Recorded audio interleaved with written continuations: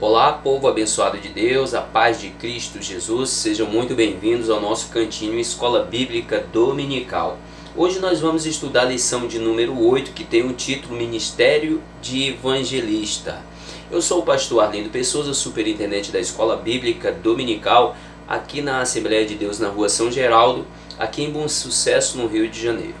Quero fazer voto que a nossa pré-aula de hoje venha contribuir com os links aqui deixados e também os subsídios para que possa contribuir com a sua ministração da escola bíblica aí na sua igreja, na sua congregação.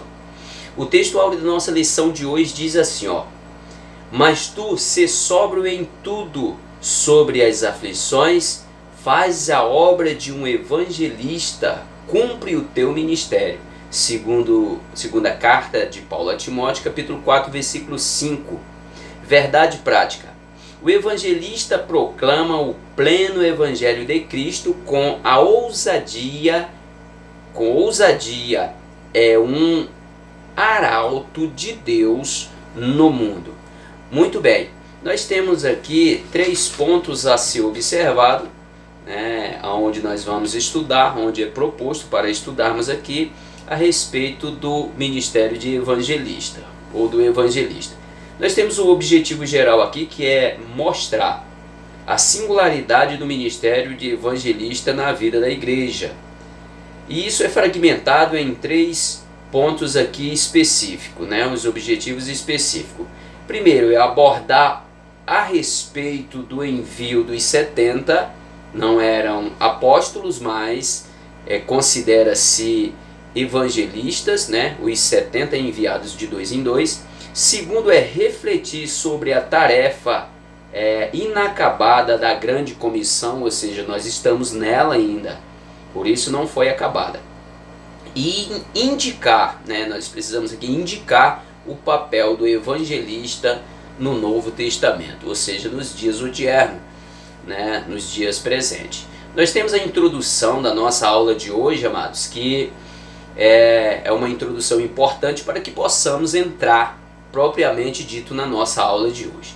O ministério de evangelista é dado por Deus à igreja como um dom valioso, por isso o estudante, nós estudaremos e procuramos vislumbrar aqui como o Senhor Jesus o considerou e como esse dom ministerial que foi dado por Deus, concedido por Deus, tratando-se do Novo Testamento, bem como também destaca a operação nas igrejas de Corinto, de Éfeso, e temos Jesus, temos de Jesus a ordem para pregar o Evangelho em sua multiforme sabedoria, e Deus dispõe à igreja o poder necessário para proclamar o Evangelho com ousadia. Foi assim como ele enviou também os 70 de 2 em 2 com poder e graça para ministrar o Evangelho, expulsando o demônio, curando os enfermos, mas consciente de uma situação que na ministração do Evangelho, no desenvolvimento desse ministério de evangelista, sofreríamos os percalços das perseguições. Não é diferente em alguns países aí que pessoas, os ministros, os evangelistas, os missionários, eles são presos, são até mortos por causa do testemunho do Evangelho de Cristo Jesus, o testemunho de Cristo Jesus que nos proporciona salvação. Então pessoas são mortas, e nós temos percebido que no nosso país tem sido difícil quando realmente pregamos o genuíno Evangelho. Nós não podemos baratear o Evangelho como banana no fim de feira, que baixa o preço. O nosso propósito não é falar de alívio, não é de falar de prosperidade material, não é falar que pessoas não serão enfermos, pessoas passarão a prosperar financeiramente. O Evangelho não é para isso. E está muito bem claro as palavras de Jesus para aqueles evangelistas, os 70 que foram enviados de 2 em 2. O primeiro propósito aqui era de anunciar o autêntico e verdadeiro evangelho, que surtiria um efeito no ouvinte e também é a confirmação daquilo que era para lhe agradar, alegrar o coração de quem ministrou, quem estava ministrando e testemunhando do Evangelho de Cristo Jesus, a saber, eles se alegrarem por ter o seu nome escrito no livro da vida. Então nós temos aqui o primeiro ponto: Jesus envia os 70, em Lucas capítulo 10, versículo 1 ao 20, relata esse assunto, né? O Jesus enviando os 70 de dois em dois, dando uma ordem a eles que entrassem numa cidade, pregassem a palavra, onde fosse bem recebido, ali ficasse, não tinham que levar alforge, nem comida, não tinha que levar nada, mas aonde eles chegassem e fosse bem recebido, ali eles ficassem e pregassem o Evangelho. Se a cidade não recebessem os da maneira que deveriam receber, batesse o pé, que nem daquela cidade, nem o pó da terra eles deveriam voltar trazendo em suas sandálias. Então, são poucos os que anunciam. Por que são poucos os que anunciam? Os autênticos evangelistas que anunciam o verdadeiro evangelho. Eles são poucos porque muitos perderam o foco da principal função, do objetivo da ministração, desta função de evangelista: levar o evangelho, pregar o evangelho para a salvação. Ou seja, muitos têm se beneficiado com essa pregação, recebendo cachês. Ainda queremos aliviar, deixar aqui isso para lá, largar isso para lá, porque o foco principal aqui é falar do objetivo. Esquece os que têm feito essas bobeiras aí, perdido o foco. É por isso que o Senhor vai dizer que na verdade grande é a seara e poucos são os obreiros, os trabalhadores. Por quê? São poucos, porque poucos são os fiéis, poucos são os que pregam o autêntico e verdadeiro, pleno Evangelho de Cristo Jesus, levando as pessoas a se conscientizar de que são pecadores e que a graça de Cristo Jesus proporcionada é o dom gratuito que invalida o pecado do homem e proporciona a salvação. Então é isso, enviados para meio de lobos. É claro que quando nós confrontamos os erros da pessoa, levando as pessoas a conscientizar-se que são pecadores e que estão se encaminhando para o inferno, logo nós vamos entender que estas pessoas vão se opor. O inferno vai se levantar contra esta comissão, contra os evangelistas que pregam o autêntico e verdadeiro evangelho de Cristo Jesus. O inimigo não tem interesse, o inimigo que toma conta do sistema, que corrompe o homem, que amarra, que aprisiona, que leva as pessoas cativas para que não entendam, não compreendam o plano da salvação. Eles não têm interesse que nós levemos um evangelho explicado, pleno, tocando nos corações, levando a consciência de que essas pessoas são pecadoras e que precisam desta graça de Deus para a salvação. Logo eles vão se opor. Grandes são as pelejas do inimigo que tem se levantado nesses últimos dias para que não seja ministrada a palavra do Senhor com liberdade aos corações dos pecadores. E ainda mais aqui, os sinais e as maravilhas confirmaram a palavra de Deus. Ou seja, quando os discípulos voltaram, ou seja, os evangelistas, aqui classificados como os evangelistas, eles voltaram testificando, anunciando que os demônios se sujeitavam à pregação, à oração dos evangelistas em nome de Cristo Jesus, e eles logo se alegraram com isso. Está lá no Evangelho segundo escreveu Lucas capítulo 10. E Jesus vai confirmar essas palavras com eles, que antes eles alegrassem-se com os seus nomes escritos no livro da vida, né? Porque o poder de Deus que se aperfeiçoa na nossa fraqueza, nós como homens limitados, esse poder se aperfeiçoa em nós, mas em nome de Cristo Jesus nós anunciamos o Evangelho e curamos pessoas em nome de Cristo Jesus. Os demônios saem das pessoas, serão expulsos. Logo, esta glória tem que ser remetida a Cristo Jesus. O poder tem que voltar para aquele que nos conferiu o poder. E toda honra e toda glória seja dado a Ele. Mas o motivo da nossa alegria precisa ser na nossa salvação proporcionada por Deus por meio da sua graça. Ponto de número 2, grande comissão. A grande comissão está registrada aqui em Mateus capítulo 28, versículo 19 ao 20, bem como em Marcos 16, 15. Marcos aqui é bem interessante, né? Mas primeiro aqui, ó, o alcance da grande comissão. Esta grande comissão ela tem um propósito. Aqui em Mateus 28, 19 ao 20, esta ordem é chamada comumente de grande comissão. É um apelo de Jesus Cristo para os discípulos anunciarem o Evangelho até as últimas consequências. Foi nesse espírito que o apóstolo Paulo encarou a tarefa da evangelização. Está lá em 1 Coríntios capítulo 9, versículo 16. Ele deixou a sua velha prática e foi caído dos seus olhos as escamas, não apenas dos olhos, mas do coração. O véu da lei que cobria o seu coração caiu e ele passou a ter uma liberdade em Cristo Jesus, e ele entendeu o seu propósito, o propósito de Cristo Jesus na vida dele para levar a mensagem de Deus até os confins da terra. Então logo Mateus, ele registra essas palavras de Jesus dado a ordem para esta grande comissão, para levar o autêntico e verdadeiro evangelho, né, por meio desta grande comissão dos evangelistas até os confins da terra.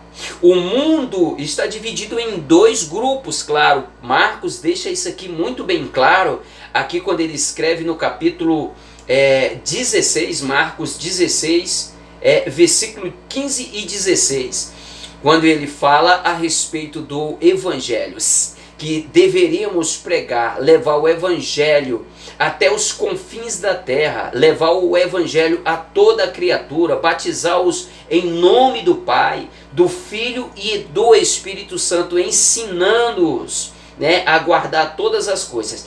Quem crê e for batizado será salvo, mas quem não crê será condenado. Ou seja, ele está dividindo esses dois grupos de pessoas. Quem crê, a nossa preocupação, a preocupação da grande comissão é fazer aquilo que foi dado a ordem por Cristo Jesus. A questão do crer ou não crer não pertence a nós, mas aquele que vai ouvir, pois quem faz vai efetuar esta quebra do coração, amolecer o coração e receber, se conscientizar de que é pecador e receber a mensagem como a única oportunidade para a salvação, é o Espírito Santo que vai fazer isso. E aqui é dividido esses dois grupos, segundo a expressão de Marcos: quem crê e foi batizado será salvo, mas quem não crê será condenado. Em outras versões, já está condenado, pois não creu, pois só haverá salvação para o que crê. Quem não crê já negou, e a condenação para o que nega é a perdição eterna. A grande comissão hoje, nós temos a incumbência de dar continuidade a esta grande comissão. Amados, diante da confissão de todos aqueles que se dizem cristãos, de vários segmentos cristãos, soma apenas 33% da população mundial, né? E nós temos visto, segundo aqui as expressões, nós temos visto que a quantidade de crentes, de pessoas que professam Cristo Jesus lá na Europa, tem diminuído a cada dia. E paira-se uma preocupação no coração daqueles que se preocupa com a Europa, pois já foi um celeiro de grandes pregadores e avivalistas. E nos dias de hoje, o número na Alemanha, né, e em vários outros países, na Holanda, na Inglaterra, esses países considerados, né, já são hoje considerados pós-cristão e tem diminuído muito. Milhares de igrejas têm se fechado, têm virado lojas, virado restaurantes, fast food e festas e salão de festas, casas noturnas, as igrejas se fechando e dando lugar a isso. Então é preocupante, pois a Europa já foi celeiro de grandes pregadores avivalistas, homens de Deus que levaram e fizeram parte desta comissão de evangelização. Terceiro e último, dom ministerial de evangelista, né? O conceito de evangelista. Isso vem do grego, que quer dizer eu angelizo, né? Eu evangelizo, mas como o grego não fala G no sentido de G, mas G, evangelismo. Isso é transmitir boas novas, né? Bem parecido também com o ministério de apóstolo, ministério de profeta, bem parecido. É interessante que não tem um mais elevado do que outro. Um pastor não é maior do que um evangelista, nem presbítero. Há uma ordem eclesiástica hoje na igreja, mas biblicamente, na verdade, isso não tem muito sentido, porque na verdade todos têm de igual modo a importância no ministério para edificação. Todos de igual modo trabalham na edificação da igreja, da noiva do Cordeiro. Então o conceito é evangelizo, né, que vem do grego evangelismo. Evangelista é aquele que evangeliza, ou que conduz a mensagem, ou que prega a mensagem límpida, a mensagem do Evangelho de Cristo Jesus. O papel do evangelista é um papel maravilhoso, um papel que foi dado por excelência, o pregador das boas novas de salvação. Através da mensagem, vidas são alcançadas, conduzidas a Deus. Muitas vezes o evangelista torna-se um plantador de igreja, como conhecemos a história, como tem ocorrido em diversos lugares do Brasil. Eles implantam a igreja e ali fica um pastor tomando conta. É por isso que o pastor não é ser um evangelista, o evangelista não é ser um pastor. O evangelista, ele vai conquistar as almas através da mensagem do evangelho, e os pastores, eles cuidam, eles discipulam. Da mesma forma, é necessário o pastor para discipular aqueles em que o evangelista leva para a igreja. A finalidade do ministério de evangelista. Da mesma forma, irmãos, que o ministério de apóstolo, de profeta, de evangelista, tem por finalidade pregar o santo evangelho do Senhor e edificar a igreja, a noiva de Cristo Jesus, bem como os outros que já foram citados através dos dons nas lições anteriores. Todos têm de igual forma importância. Que possamos, irmãos, apesar de não haver na Bíblia muitas referências a respeito do evangelista, mas podemos classificar, como aqui foi falado através daquele que narrou essa revista, comentou essa revista, pastor Elinaldo Renovato, os 70 enviados, depois formado a comissão. Isso não isenta a igreja de pregar o evangelho. Todo aquele salvo tem a incumbência de pregar o evangelho, mas é importante que a igreja tenha esse ministério de evangelista, aquele que é capacitado. Não é para muitos, não é muitos os evangelistas, porque eles precisam se esmerar na palavra, e o compromisso deles são com a palavra, é com a palavra de Deus, limpa, real, plena, sofrendo as consequências pelos encalços, né, pelos percalços, pela perseguição, pelo efeito que esta palavra genuína causa no pecador, revoluciona o coração do pecador, transtorna o sistema desse mundo, assim como aconteceu na vida de Paulo quando ele chegou em Éfeso. Transtornou toda a cidade de Éfeso e houve uma grande revolução, porque ele levou a palavra do Evangelho de Cristo Jesus. Meus amados, Deus abençoe a cada um.